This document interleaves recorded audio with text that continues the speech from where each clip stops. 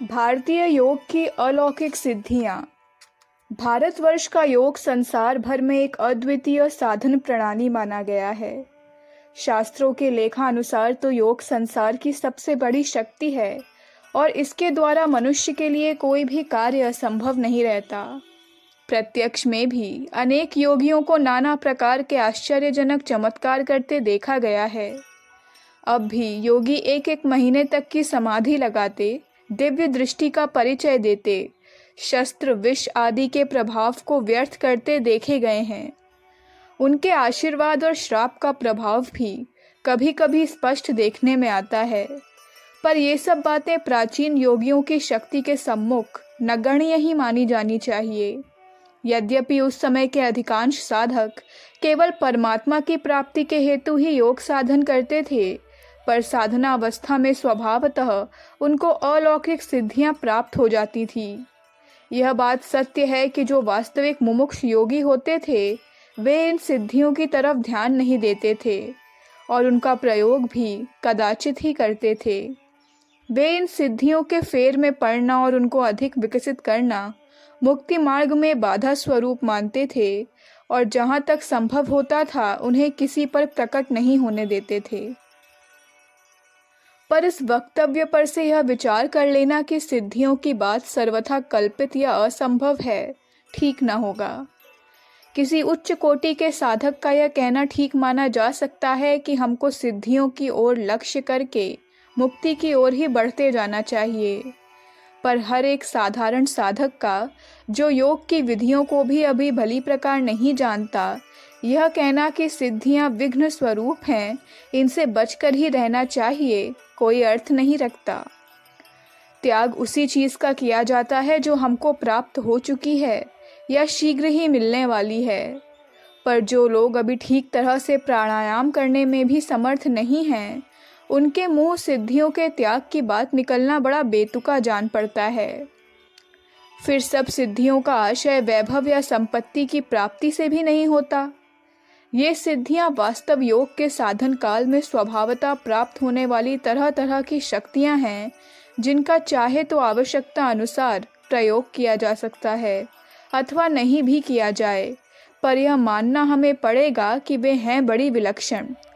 विज्ञान बड़ी बड़ी असंभव समझे जाने वाली बातों को सत्य सिद्ध कर दिखाया है, पर योग की सिद्धियां उनसे भी अधिक विस्मयजनक है, क्योंकि विज्ञान द्वारा किए जाने वाले कार्यों में बहुत अधिक यंत्रों और सैकड़ों प्रकार की रासायनिक पदार्थों या मसालों की आवश्यकता पड़ती है, जबकि योगी जो कुछ करते हैं वह सब आत्मबल और आंतरिक शक्तियों द्वारा संपन्न होता है। योग की ऐसी सिद्धियों की संख्या बहुत अधिक है। नीचे हम एक विद्वान की रचना के आधार पर उनका संक्षिप्त परिचय देते हैं। यह जगत संस्कारों का परिणाम है और उन संस्कारों के क्रम में अदल बदल होने से ही तरह तरह के परिवर्तन होते रहते हैं। योगी इस तत्व को जानकर प्रत्येक वस्तु और घटना के भूत तथा भविष्यत का ज्ञान प्राप्त कर लेता है। शब्द, अर्थ और ज्ञान का एक दूसरे से घनिष्ठ संबंध है। इनके संयम, धारणा, ध्यान और समाधि, इन तीनों साधन क्रियाओं के एकीकरण को संयम कहते हैं। से सब प्राणियों की वाणी का ज्ञान हो जाता है। अति सूक्ष्म संस्कारों को प्रत्यक्ष देख सकने के कारण योगी को किसी भी व्यक्ति के पूर्व जन्म का ज्ञान होता है। ज्ञान में संयम करने पर दूसरों के चित्त का ज्ञान होता है।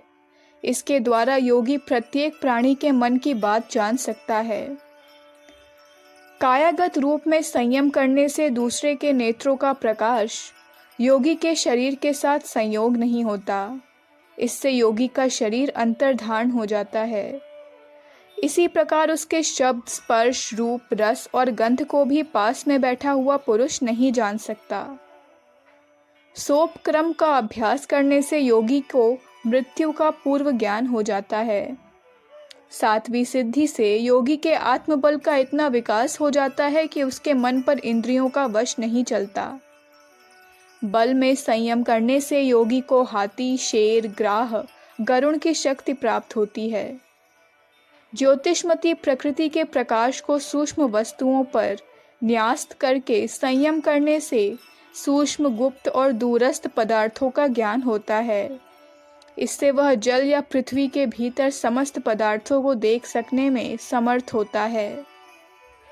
सूर्य नारायण में संयम करने से योगी को क्रमशः स्थूल और सूक्ष्म लोकों का ज्ञान होता है। 7 स्वर्ग और सप्त पाताल सूक्ष्म लोक कहे जाते हैं। योगी का अन्यान्य ब्रह्मांडों का भी ज्ञान हो जाता है। चंद्रमा में संयम करने से समस्त राशियों और नक्षत्रों का ज्ञान होता है। ध्रुव में संयम करने से समस्त ताराओं की गति का पूर्ण ज्ञान होता है। नाभि चक्र में संयम करने से योगी को शरीर के भीतरी अंगों का पूर्ण ज्ञान हो जाता है। वात, पित्त, कफ ये 3 दोष किस रीति से हैं? चर्म, रुधिर, मांस, नख, हाथ, चर्बी और वीर्य से ये 7 धातुएं किस प्रकार से हैं? नाड़ी आदि कैसी कैसी है? इन सब का ज्ञान हो जाता है। कंठकूप में संयम करने से भूख और प्यास निवृत्त हो जाती है। मुख के भीतर उदर में वायु और आहार जाने के लिए जो कंठ छिद्र है उसी को कंठकूप कहते हैं। यहीं पर 5वां चक्र स्थित है और क्षुधा, पिपासा आदि क्रियाओं का इससे घनिष्ठ संबंध है। कूर्म नाड़ी में संयम करने से मन अपनी चंचलता त्याग कर स्थिर बन जाता है। कपाल की ज्योति में संयम करने से योगी को सिद्ध गणों के दर्शन होते हैं। सिद्ध महात्मा गण जीव श्रेणी से मुक्त होकर सृष्टि के कल्याणार्थ 14 भुवन में विराजते हैं। योग साधन करते समय ध्यानावस्था में दिखलाई पड़ने वाले प्रातः नामक तारे में संयम करने से ज्ञान राज्य की समस्त सिद्धियां प्राप्त होती हैं। हृदय में संयम करने से चित्त का पूर्ण ज्ञान होता है। वैसे महामाया की माया से कोई चित्त का पूर्ण स्वरूप नहीं जान पाता, पर जब योगी हृद कमल पर संयम करता है तो अपने चित्त का पूर्ण ज्ञाता बन जाता है। बुद्धि की चिद्भाव अवस्था में संयम करने से पुरुष के स्वरूप का ज्ञान होता है। इससे योगी को पार्थिव, श्रावण, वेदन, आदर्श, आस्वाद और वार्ता ये 6 सिद्धियां प्राप्त होती हैं। बंधन का जो कारण है उसके शिथिल हो जाने से और संयम द्वारा चित्त की प्रवेश निर्गमन मार्ग नाड़ी का ज्ञान हो जाने से योगी किसी भी शरीर में प्रवेश कर सकता है। उदान वायु को जीतने से जल, कीचड़ और कंटक आदि पदार्थों का योगी को स्पर्श नहीं होता और मृत्यु भी वशीभूत हो जाती है, अर्थात वह इच्छा मृत्यु को प्राप्त होता है, जैसे कि भीष्म पितामह का उदाहरण प्रसिद्ध है। समान वायु को वश में करने से योगी का शरीर तेज पुंज और ज्योतिर्मय हो जाता है। कर्ण, इंद्रिय और आकाश के संबंध में संयम करने से योगी को दिव्य श्रवण की शक्ति प्राप्त होती है, अर्थात वह गुप्त से गुप्त, सूक्ष्म से सूक्ष्म और दूरवर्ती से दूरवर्ती शब्दों को भली प्रकार सुन सकता है। शरीर और आकाश के संबंध में संयम करने से आकाश में गमन हो सकता है।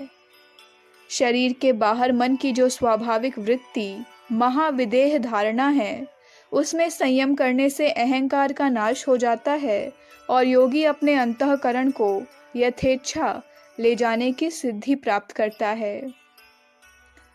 पंच तत्वों की स्थूल स्वरूप, सूक्ष्म, अन्वय और अर्थ तत्व ये 5 अवस्थाएं हैं।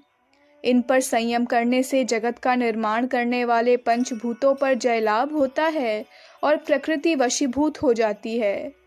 इससे अणिमा, लघिमा, महिमा, गरिमा, प्राप्ति, प्राकाम्य, वशित्व, ईशित्व ये 8 सिद्धियां प्राप्त होती हैं।